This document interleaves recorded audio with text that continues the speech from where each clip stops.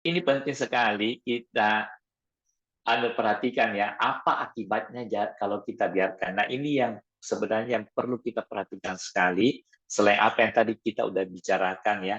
Ya, jadi kita tahu bahwa sering kalau kita ini biarkan terus-menerus itu ada akibat yang kadang-kala bisa terjadi dalam hidup kita. Baik, kita akan lihat satu persatu akibatnya ya. Nah, ini juga secara sederhana saya coba kumpulin ya. Yang pertama, perilaku bisa makin aneh dan berbeda. Ya. Jadi perilaku kita bisa makin aneh dan berbeda. Ini yang bisa jadi masalah dalam kehidupan kita. Jadi kalau ini kita biarkan terus, kita tidak bisa menerima diri kita mulai kesal, kita merasa ada sesuatu yang tidak baik dalam diri kita, aneh. Nah, perilaku kita mulai makin aneh dan berbeda. Nah, tingkatan selanjutnya apa yang terjadi? Kemudian kita mulai mencari perhatian. Mencari perhatian it's okay, tetapi ini dengan cara yang ekstrim. Nah, ini saya dapati ketika saya membaca satu buku, yang ekstrim itu ternyata ada hubungannya dengan apa yang ada di masyarakat kita, yang seperti tato. Ya, nah ini saya kasih lihat gambarnya ya, mengerikan nggak ini? Ya kalau sekedar seni mungkin masih oke-oke mereka, tapi ini tatonya udah mengerikan seluruh badannya. Jadi nggak puas ini dia tato lagi, ya sampai seluruh badannya. Saya melihat gambar ini aja mengerikan sekali ya. Kemudian ada yang mencacat tubuhnya pakai ini, ada yang lebih mengerikan, saya nggak kasih keluar fotonya, karena itu betul-betul mengerikan ya.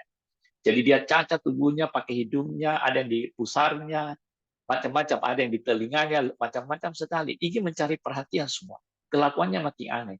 Dan bahkan ada yang mengoperasi tubuhnya, seperti ini. Ini betul-betul udah sangat-sangat merusak ya. Jadi kelakuannya bisa makin aneh dan merusak dirinya. Dan ini yang terjadi di dalam masyarakat sosial yang sangat-sangat ekstrim. Nah, kita lihat sekarang di Indonesia juga ada pernah bintang film, ya ini ya, supaya ini tidak terlalu ya. Pernah tahu ya namanya Sheila Marcia ya.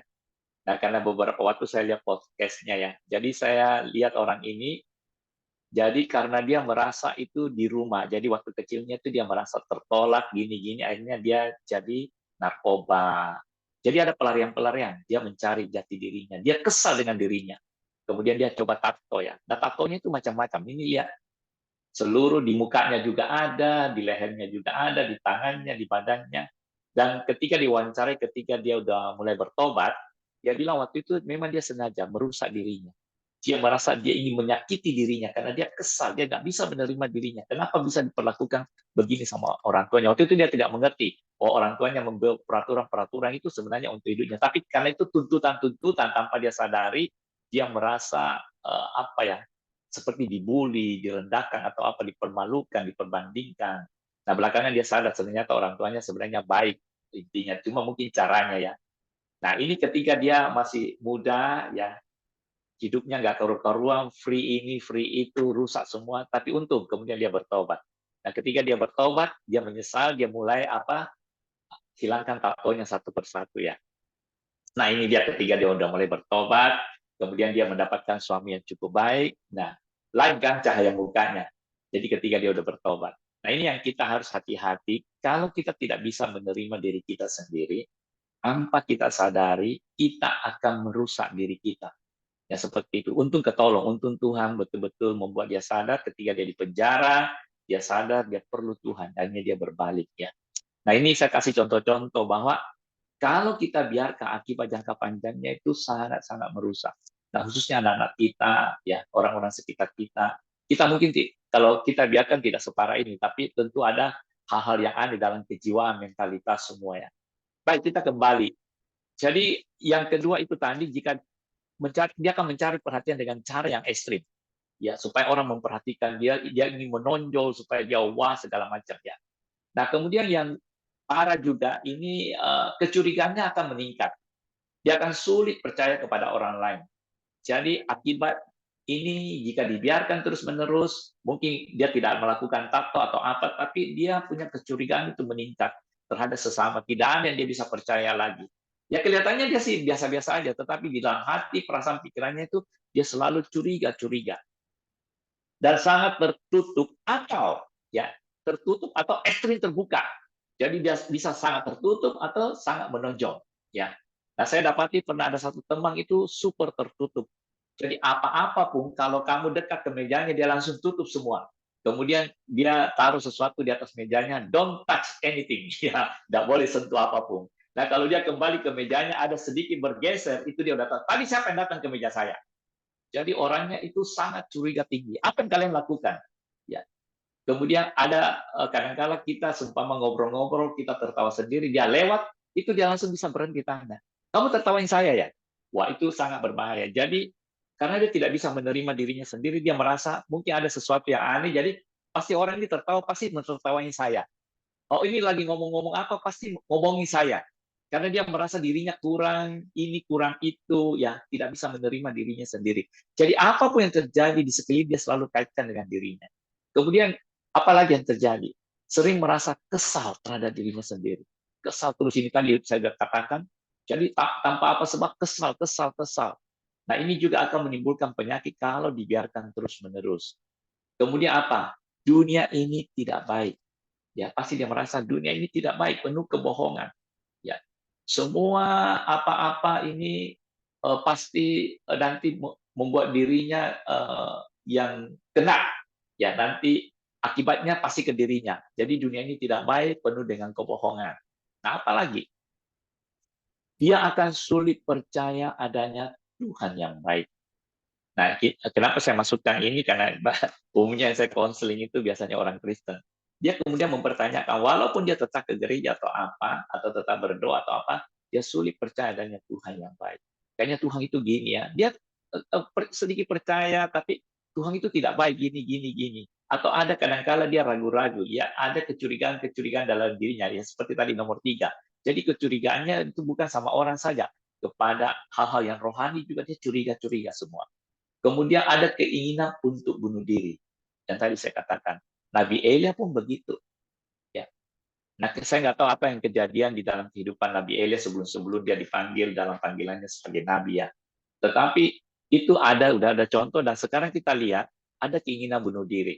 Nah, saya kasih contoh yang karena katanya di Indonesia ini paling banyak yang nonton itu drakor-drakor.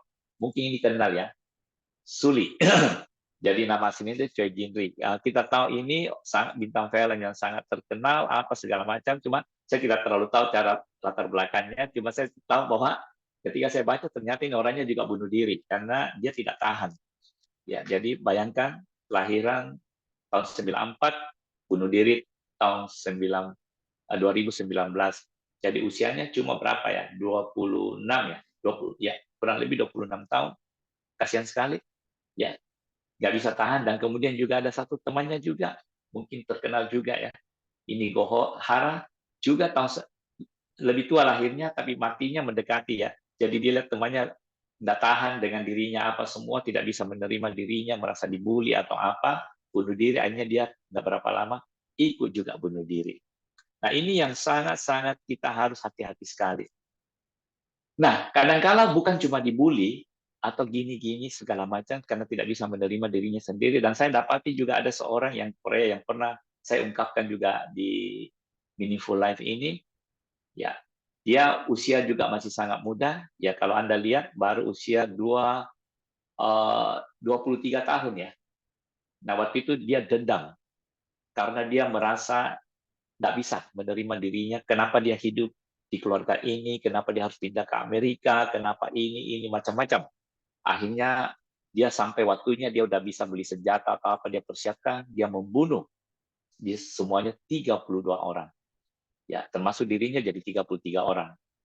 Nah, ini kasihan sekali ya pada orang ini sangat berprestasi, orang tuanya tidak ada masalah di rumah, mereka dari Korea pindah ke Amerika memang mencari kehidupan yang lebih baik dan mereka kehidupannya memang lebih baik.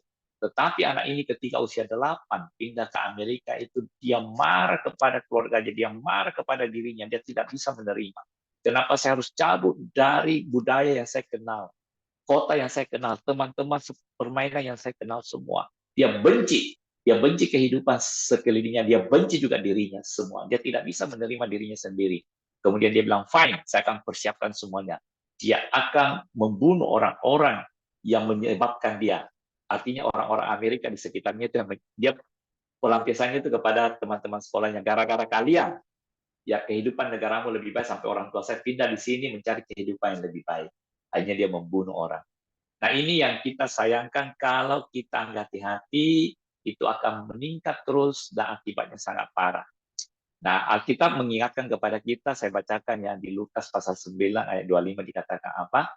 Apa gunanya seorang memperoleh seluruh dunia tetapi ia membinasakan atau merugikan dirinya sendiri. Nah, ini kita harus renungkan baik-baik, saya tidak jelaskan panjang lebar, cuma saya memberikan ayat ini, minta Roh Kudus sendiri berbicara.